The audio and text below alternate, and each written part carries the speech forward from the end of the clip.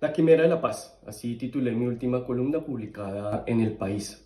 En ella cuento que hace 3 años el entonces electo presidente Gustavo Petro y la vicepresidenta Francia Márquez recibieron de parte de la Comisión de la Verdad el informe final. Junto a 67 recomendaciones que deben ser implementadas en un corto, mediano y largo plazo. La semana pasada, el Comité de Monitoreo y Seguimiento a estas recomendaciones expidió su cuarto informe, en el cual le dicen al gobierno que por favor articule sus instituciones y entidades en la construcción de un pacto político nacional que elimine la violencia de la política. Esto con el fin de caminar hacia lo que la Comisión de la Verdad denominó la paz grande. La realidad bajo la cual trabajamos en la Comisión de la Verdad dista un poco de otras comisiones de la verdad del mundo, pues nosotros lo hicimos bajo la sombra de un conflicto armado en curso. ¿En qué se tradujo esto? Y es que en ese anhelo y esperanza que colocamos frente a las instituciones del sistema de justicia transicional, como la propia comisión, la unidad de búsqueda de personas dadas por desaparecidas y la jurisdicción especial para la paz, pronto iba a empezar a chocar con la realidad territorial que estaba viviendo el país.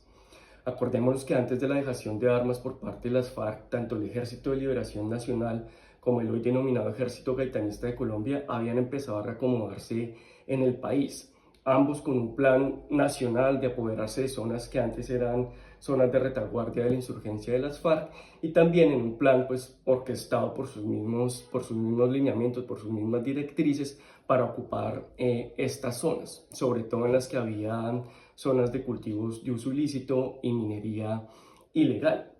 Haber trabajado para cumplir con el mandato de la Comisión de la Verdad nos supuso a los investigadores conocer a esa Colombia herida, esa que sigue estando herida. También nos permitió conocer la Colombia indiferente, la que dijo no en el plebiscito por la paz, esta de las grandes ciudades que es apática, que le es indiferente lo que ocurra en los territorios. Hay un hecho particular y es que esa zozobra, ese estado de conmoción y temor que se vivió en la ciudad de Bogotá tras el atentado al senador Miguel Uribe es lo que han vivido las comunidades desde hace 40 años en el país. Asesinados de líderes sociales, líderes comunales, madres cabezas de familia, es una realidad que nos acostumbramos a ver en los diarios y en las redes sociales como si fuese el pan de cada día y nada pasa. A más de 4 años del cierre de las casas territoriales de la Comisión de la Verdad, quedó evidenciada la veracidad de los testimonios que recogimos, sobre todo los que tomaron los investigadores en territorio, los que se recorrieron todo el Amazonas, los que se recorrieron el Sarare, los que se recorrieron todo el Urabá antioqueño, Montes de María, sur de Bolívar, el Pacífico colombiano, los que recorrieron también el Putumayo, toda la serranía de la Macarena, la Lindosa y todo el sur del país. En ellos quedó consignado que se estaba reconfigurando un teatro de la guerra, que lo que en algún momento llamamos paz o transición hacia la paz, lo que en realidad era una reconstrucción de la guerra, con unas dinámicas diferentes. Era una paz silenciosa, pero que por dentro camuflaba en realidad el recomodo de la guerra. Esto quedó evidenciado en los testimonios de los campesinos, de los indígenas, de los líderes sindicales, barriales, comunales y también de los mismos actores armados en terreno. ¿Qué decían los testimonios? Es que mientras en las grandes ciudades las instituciones avanzaban, en región y en territorio la lógica de la guerra se reconfiguraba a lo que hoy en día estamos viendo. Y es una disputa sangre y fuego por las rutas del narcotráfico y por el control de otras economías ilícitas. El último informe mundial sobre drogas posiciona a Colombia nuevamente como el primer país productor del alcaloide. Hace un tiempo que habíamos dejado esta posición y lamentablemente la volvemos a recuperar hace poco tiempo. El presidente Gustavo Petro ha dado diversos discursos en organismos internacionales, en las mismas alocuciones presidenciales, sobre el cambio de paradigma a nivel mundial del tratamiento y de la guerra contra las drogas. Sin embargo, la realidad en el país dista un poco de ello.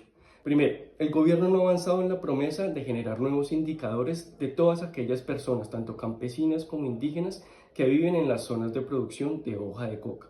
Segundo, tampoco avanzó en generar indicadores para todas aquellas personas quienes hacen parte del eslabón más débil de la cadena del narcotráfico.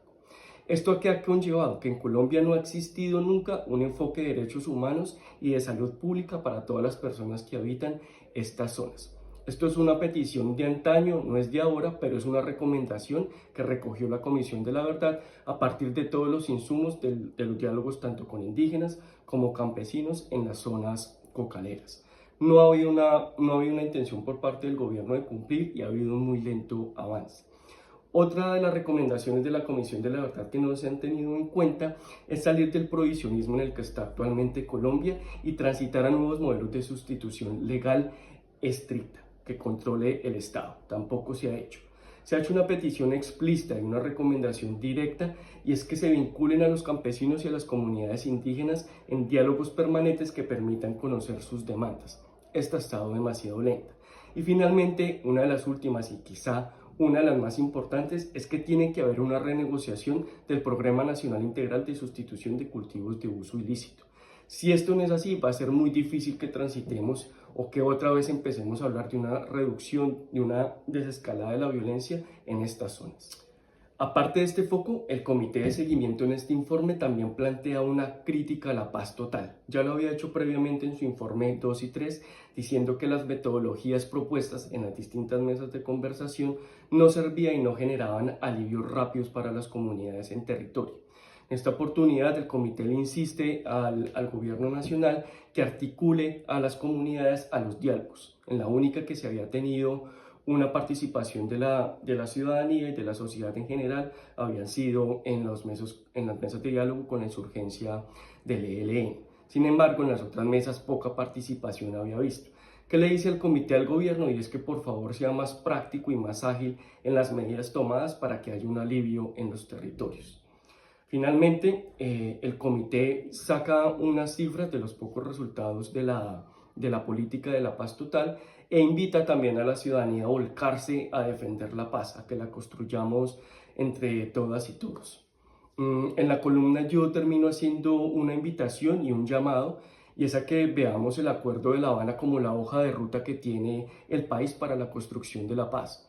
La implementación del acuerdo va muy pausada, va poquito a poquito, muy graneada. Y si no cogemos esa hoja de ruta, pues va a ser muy difícil transitar, e incluso va a ser muy difícil salir de este nuevo espiral de violencia que está viviendo Colombia.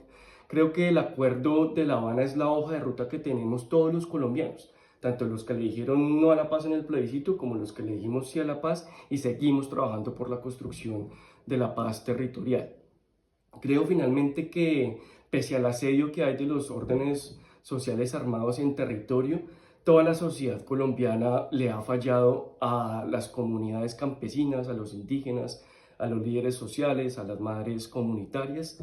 ¿Por qué? Y es porque seguimos siendo indiferentes y seguimos siendo apáticos a todas estas personas que las ha tocado la violencia y que les sigue tocando la violencia hoy en día.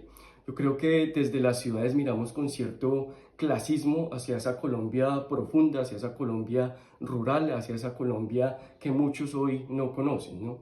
Entonces creo que el llamado es nuevamente reiterar el cumplimiento del Acuerdo de La Habana en lo posible y entre todos y todas caminar hacia esa construcción de la paz que no va a ser de la noche a la mañana, pero que si entre todos ponemos un esfuerzo y un grano de arena, al menos para generar conciencia en las grandes capitales de lo que hoy en día vive el país, pues podemos transitar o empezar a hablar nuevamente de un desescalamiento de hostilidades. No me quiero ir sin compartirles algunas cifras que me parecen importantes y que pues me voy a permitir leer porque no me las sé. Entonces, algo muy importante de la Comisión de la Verdad. Al cierre fueron 28.500 entrevistas, cerca de 14.971 testimonios, más de 1.200 informes.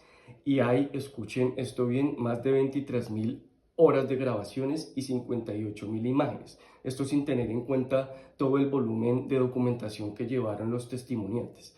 Yo creo que el archivo que hay hoy en día de la Comisión de la Verdad es uno de los más grandes del mundo, si no el más. Se trata pues de un archivo amplio, ya sistematizado y profundo sobre el conflicto armado colombiano, el cual debemos entrarlo a mirar, a examinarlo, a conocerlo y a tener un conocimiento directo de las personas que pues viven día a día el conflicto armado.